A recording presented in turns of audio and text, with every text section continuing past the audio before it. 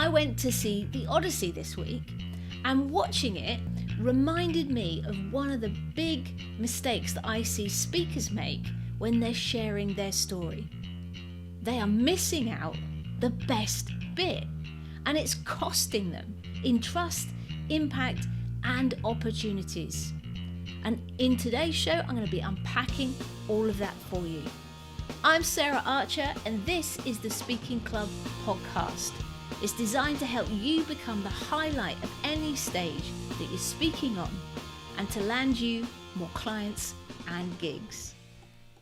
So yeah, I'm not going to spoil it for you, but here is the entire Odyssey film in about 15 seconds. Odysseus leaves with a bunch of his men to go to war. 20 years later, he gets home to his family, and him and his wife sail off into the sunset together. That's it. That's the Odyssey. Pretty boring, isn't it? Except it isn't. Because what I missed out in my quick recap is the huge bit in the middle that people actually paid to see. The struggle. And that is the piece that I see so often missing from people's stories. And it's a big problem because the struggle is the story. I even saw it a number of times when I was judging the TEDx and storytelling categories in the Speaker Awards this year.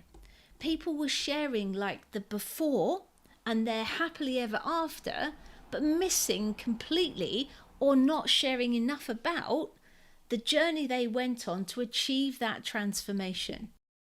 And you've probably seen similar from other speakers yourself.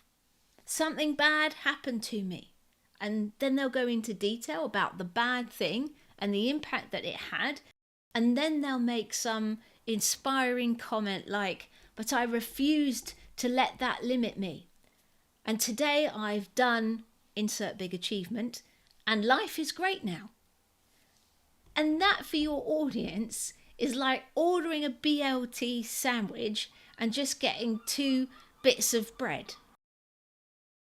If I showed you a caterpillar and then showed you a butterfly and said that turns into that, you'd probably think, oh, that's interesting. How? But if I said, when it's about 2 to 4 weeks old, the caterpillar forms a hard shell around itself, dissolves most of its body into a soup, and then transforms that soup into wings, antennae, jointed legs, a proboscis into the butterfly. And then that butterfly crawls out of its shell, turns upside down and pumps liquid into its wings to spread them out before flying off. You'd be like, what? That's amazing. So why is sharing the struggle with your audience so important? First of all, that's the bit that they come for. They know your before and your after. It's probably in the blurb. But what they're curious about is how you made that shift. That's where they start to see the possibilities of transformation for themselves. Second, when speakers skip the struggle, they become less believable. Here's an example of that. I was terrified of speaking. Now I keynote around the world. The audience is sitting there thinking, bully for you, but how? Then if you don't fill that gap, their brain starts to fill the gap. They sit there thinking, oh, maybe they're naturally talented, or maybe they got lucky, or maybe they know someone. Maybe they're just different from me. And that's exactly what you don't want. Whereas if you shared, I spent 6 months getting rejected, I bombed 20 talks, I nearly quit. Suddenly they think, actually, I could probably do that. I wouldn't enjoy it, but I could do it if I want it that bad. Ironically, showing your failures makes you and your transformation more believable. People might admire your before and after. They might be inspired by it, but they really trust the struggle because the struggle shows that you didn't do a Star Trek and teleport from one point to the other. You earned the insight that you're now teaching. The struggle is value packed. It's not just about entertainment. It's about where you're teaching. The unique IP comes from the struggle. Like Colonel Sanders' blend of herbs and spices, which he likely discovered after trying lots of different ways to fry a chicken. The struggle is the source of your special sauce. And then the struggle also gives your frameworks and your systems and your processes much more credibility if people can see where they originated from, why they happened, what your thought process is. So that begs the question, why don't people share the struggle sufficiently in their signature stories? So in my experience, there's a number of reasons. Firstly, a lot of people worry about their story taking up too much time. So they gloss over the struggle and try to rush to the tips and the tools. But what they're missing is that there is a ton of teaching and value in that struggle, which leads me to the next reason. Reason number 2 is they're suffering from expert blindness. I've talked about this a lot.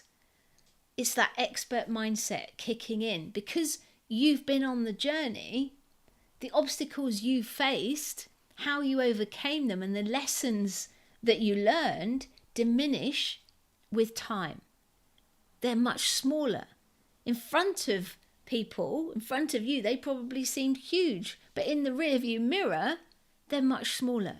So you need to approach your story and what you need to include in that story from a beginner's mindset and perspective. Remember what those obstacles were like if you went on that same journey. And if you are teaching something or you haven't been on the same journey, but you've got the solution to their problem, then go and talk to them and understand the language and the issues and how they perceive those obstacles so that you can, cover them in the right way to connect with that audience and build the trust. Okay, the last reason most people or a lot of people shy away from sharing the struggle is they want to protect that polished version of themselves. They'd rather be the hero who refused to be defeated than the person that got stuck, cocked things right up, or had to change their mind. But that polished version is less useful and less believable. It actually undermines you. Sharing the struggle enhances your status because it shows the origin of your systems and frameworks, as I said before, making them more concrete, more memorable, and you more credible. In my own story, I don't just say my talks weren't generating clients, so I created a better structure. And today, blah, blah, blah. No, I share the uncomfortable bit. I honestly thought, because of my background in performing, that when I stood in front of that audience the first time after I left the corporate world, I would need a bigger bank account. But that didn't happen. Although people were engaged, not enough of them took action. And I had to learn that one of the big reasons for that was that I perceived selling as inherently sleazy. And that meant I was unconsciously designing talks that gave people value but avoided moving them forward in the buying journey. So I trained in sales and marketing, and then one of my coaches described selling as an invitation to make a decision. And that completely changed how I saw it. In sharing that part of my journey, likelihood is that I'm tackling a similar limiting belief that my audience has. And then I get to share how I integrated that new belief into the talk structure that I teach today. So you see, the struggle is the story. The struggle is where you build trust. The struggle is where you get people to the point where they want to take action. They believe they can take action. They can see the possibilities for themselves. Now, you might be thinking, that's all very well, Sarah, but what if I've got a limited amount of time? How am I going to fit the struggle in? And that's a good question. And the answer is, you can absolutely do it. You can condense it, either by cutting the story down and sharing it with a bit more brevity, which can sometimes make it even more powerful. And that's something that I walk you through in episode 194 of the Speaking Club podcast, Storytelling, the Long and Short of It. And I'll share the link for that in the description. The second way is to streamline the struggle. Ask yourself, which obstacle produced a lesson my audience needs? Which decision changed the direction of my journey? Which failure explains why my framework exists? And they should help you identify the sort of core points that you need to get across in your story. Okay, so let's recap. Your audience doesn't only need to know that transformation is possible, they need to see how it became possible.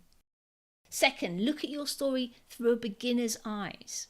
The obstacles shrinking in your rearview mirror may still look enormous to them. And don't separate the story from the teaching. The decisions, the mistakes, the discoveries inside that struggle are often your most credible teaching moments. And you can shorten the struggle. You can streamline it. But please don't skip it. The struggle is the story. And if you're leaving that out, you'll be shortchanging your audience and reducing your impact. So, next time you are telling your signature story, don't rush from the caterpillar to the butterfly. Show us the chrysalis. Show us the soup. That's where the transformation happens. That's where the best lessons live. That's where the trust is built. Because, as I've said before, the struggle is the story. Oh, and if you haven't seen it, go and see The Odyssey because it's well cool. Okay, let me know how this landed for you. Do you struggle to share the struggle? And if you got value from the show, then hit that subscribe button and share it with others who might benefit. Until next time, you know what I'm going to say. Don't forget to go out, grab your life by the nuts and get cracking. Bye-bye. It's a nightmare. You're an expert with so much to say, but now that you've been booked to speak, you're struggling to know exactly what to talk about. You want a talk that engages the audience and wins you new clients without you losing your personality or anyone feeling pitched to. But what happens when you sit down to create that talk is that you end up staring at a blank page for ages, or worse, surrounded by hundreds of sticky notes with content that you could include. With so much material, you just don't know where to start or finish. Don't worry, because many experts like you face exactly the same challenge. And that's why I created the Blank Page to Stage Guide.